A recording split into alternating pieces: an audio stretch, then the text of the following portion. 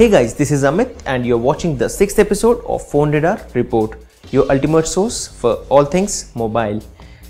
Now let's talk about the announcements in India this week. This week we saw the release of LG G Flex 2 smartphone in India at the LG Tech Show in New Delhi. We were present at the event and got to test the LG G Flex 2, which I had already tested in the CES event. The device would be available for sale later this month at a price of around 55,000 rupees. The device features a 5.5 inches Full HD display, a Snapdragon 810 chipset, and yet the beautiful flex design. And the best part is that you can bend the phone. We got the first look of this device during CES and we had made a video of the same where I had done a few scratch tests and also the bend test onto the same.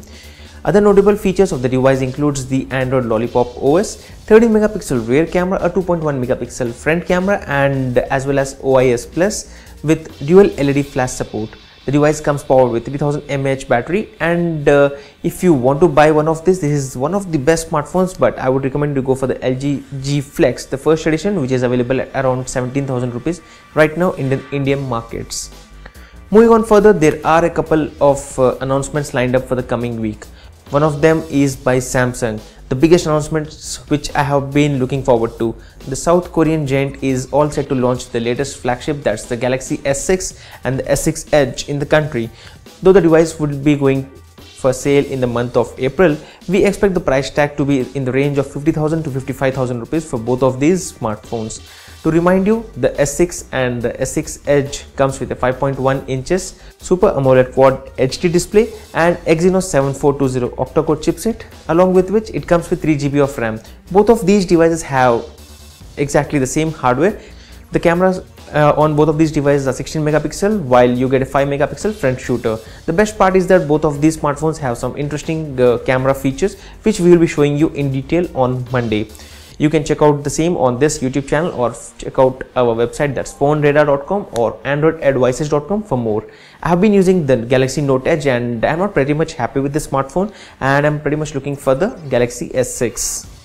Following that, Huawei is going to launch the Honor 6 Plus and the 4X smartphone in Delhi again on 24th, which is the next day to the Samsung Galaxy S6 launch, and again we will be live from the event, so you can check out our Instagram account or Twitter handles for latest updates. The smartphone, that's the Honor 6 Plus, comes at a price of 1999 yuan in China, which equates to around 20,000 rupees, which I guess would be the pricing of the same in India.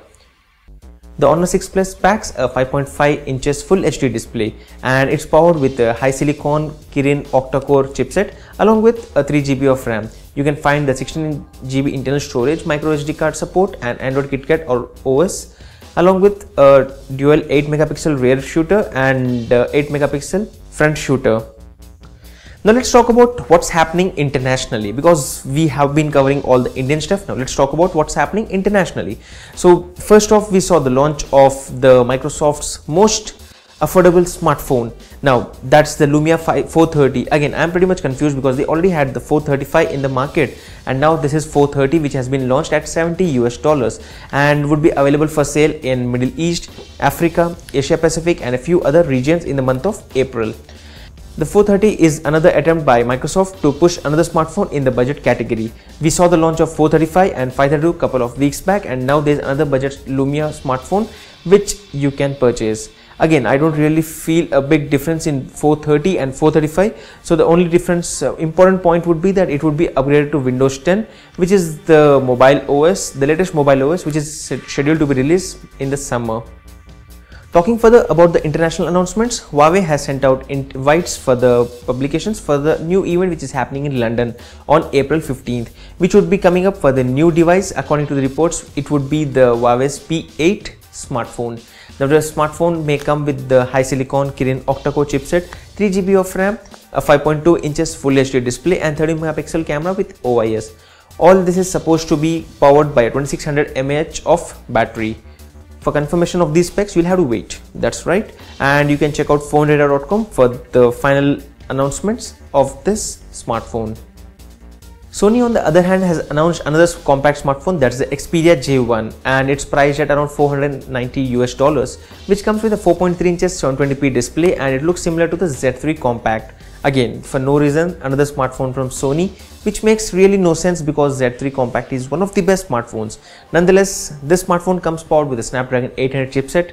The device comes with a 2 GB of RAM, a 16 megapixel of internal storage, and other notable features include a 20 megapixel rear camera, a 2.2 megapixel front camera, and 2300 mAh of battery.